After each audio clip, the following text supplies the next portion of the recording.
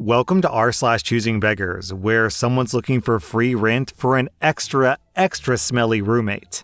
My girlfriend would have such an easier time mentally. She's a worrier if I had a place to stay, so here I am officially asking if anyone in Virginia Beach wants a roommate. I've been the life of the party and living outside for years now. Please only free or near free offers. I know what I've got here. My last situation fell through because one of my friends got envious of my huge dong and lied about me. Plus, I've given everything to live with others every time, and I'm always left with nothing. I'm super hygienic, and I'll help you stop being lazy. And, of course, as always, I have a lot of sex, so you'll have to deal with that smell. Let me know sometime before winter, or I'll get real crazy on ya.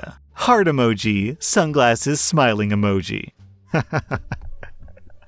What a ideal roommate. Look, man, I can't offer you rent, but what I can offer is making the entire apartment smell like my balls. What do you say? Who doesn't like the smell of ball sweats? Also, this post gets worse the more you think about it. This guy's basically was saying, what was he saying? He was saying, I really care about my girlfriend. So what I want to do to help my girlfriend is to not live with her, to live with someone else and have sex with lots of random people. That will make my girlfriend stop worrying about me. Yo, what? Okay, down in the comments, Had a Heart says, I went down the rabbit hole of this guy's Facebook page earlier today, and man, it was a wild ride. It turns out he was booted from the last place that he stayed because he never paid anything. Weed was missing, he was filthy, and he did unspeakable things on the, quote, good couch. And this was his response to someone commenting about his smell. Even if I just got out of scrubbing in the shower, a large percent of people would find me pungent because of hormone tracers in my blood, which has to do with the way that I eat, the amount that I exercise, the circadian cycle, and also the waking cycle at which I interact with society. Some people are set up physiologically to be pitted against people like me evolutionarily.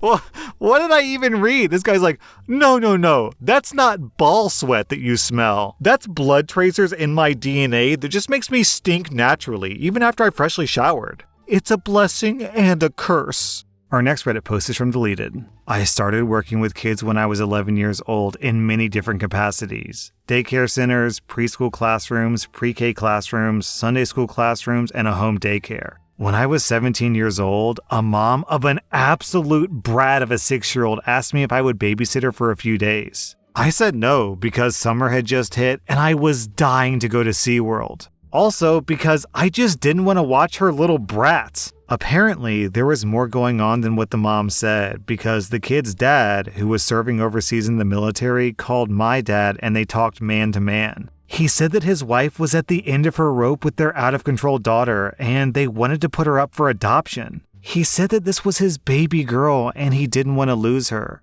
So he wanted to know if we could keep her for the summer, and he would pay us when he got home at the beginning of September. My dad, without even asking me, said yes. Unfortunately, that meant that I was stuck with this kid all summer. All of a sudden, her mother, who showed no interest in her kid, had a laundry list of demands. Take my child to SeaWorld with you. Take my child to the zoo with you. Take my child to see Disney on Ice. Take my child to the water park. Take my child to the mall to buy her a summer wardrobe. Her mom had only sent her over to me with a pair of short overalls, a t-shirt, and flip-flops for the entire summer. Her list went on and on. I would have said no to these people, but my dad got me into this, and I was now stuck for the entire summer. The child's father told my dad that he would reimburse me for all the expenses and a SeaWorld pass since I spent most of my summer there. I did my best to give this kid a good summer, with her kicking and screaming every minute along the way.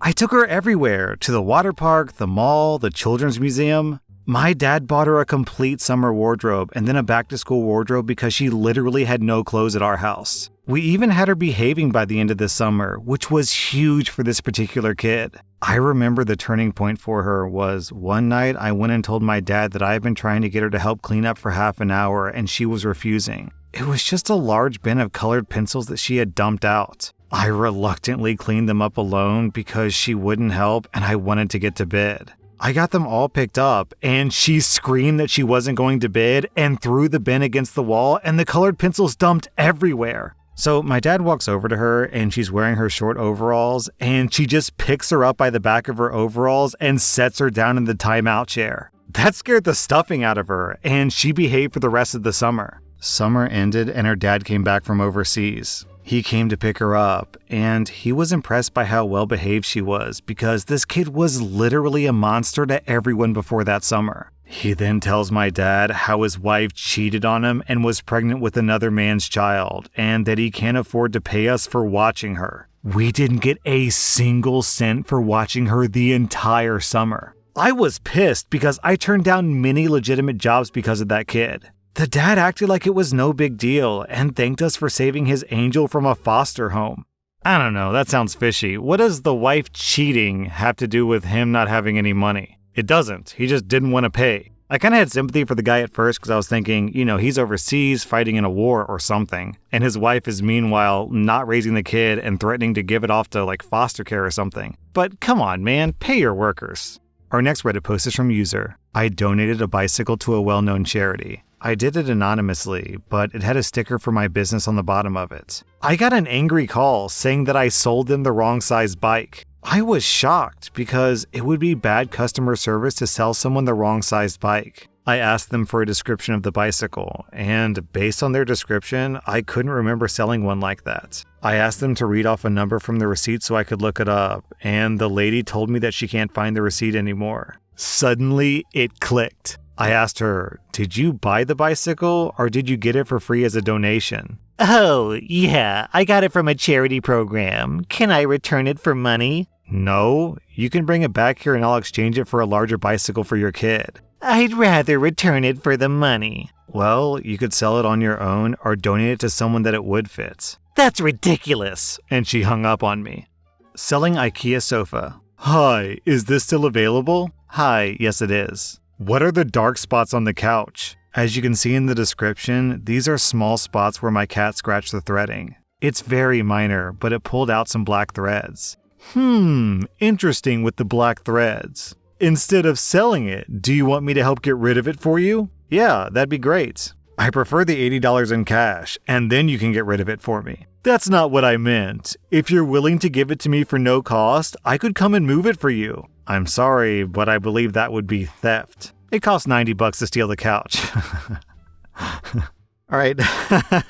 Down in the comments, Tweaky Wolf says, I also jack my price up when people start asking if they can get something for nothing. And then Lemons and Lemons says, so do I. I trade antiques and oddities, and occasionally I get some sneaky moron who, I'm not kidding, writes me that they feel that object such and such is haunted, so they're willing to take the danger off my hands. I then usually respond by doubling the price because apparently it comes with an extra ghost now. Posted to Facebook. Hi everyone, I'm new to the area. I'm looking for a sofa, 2 double beds with good mattresses. Wardrobes that must be no smaller than 42 inches because I want one on the wall. I'm also looking for 90-inch drop curtains, probably best in a neutral color. I need a washing machine, dryer, pots, pans, towels, etc. All of this must be free and on universal credits. Also, you'll need to bring a van, but I'll pay you $10 for the van. Cheers! Posted to Facebook. Karen does not recommend Wendy's. Reason given, not child-friendly. Today, Wendy's had their free breakfast item. Their own rules say 1 per customer. My husband took our children there for breakfast. They refused to give him more than 2 free sandwiches, even though there were 7 of them and they were all present. They'd been looking forward to a Wendy's breakfast sandwich for days. It's super discouraging that they're discriminating towards large families. Don't advertise free things if you refuse to give them out. Down in the comments, we have this story from Mini Mamikins. I worked at a CC's Pizza growing up. We offered 2 different free promos. Children under 3 were free per paying adult. If a family had twins and another child under 3, we would usually just give them the free buffet anyway. But a lot of people tried to abuse the system, including a daycare that tried to show up with approximately 12 kids and 2 adults. They were stunned when I charged them for 10 kids' meals, and then they asked for my manager, who promptly told them that it was a free under 3 meal per paying adult. They were pissed and left. The owners also offered a free meal to policemen, firemen, and EMTs who were in uniform. I can't tell you the number of times they would come in off duty in the evening with their whole family and expect the whole family to be free.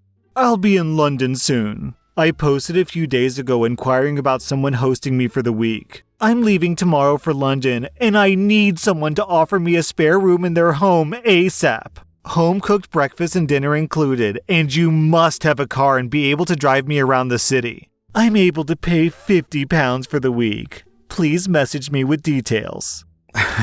This was posted to Reddit, and down in the comments people say, looks like you might be sleeping on the streets, bro. Are you on crack? And then OP replies, someone messaged me earlier saying they have a place in Windsor. I thought that I made this clear. Central London only, and only serious replies. Alright, I don't know too much about housing prices in London, but if I had to guess, you probably couldn't even get a cardboard box in London for $50.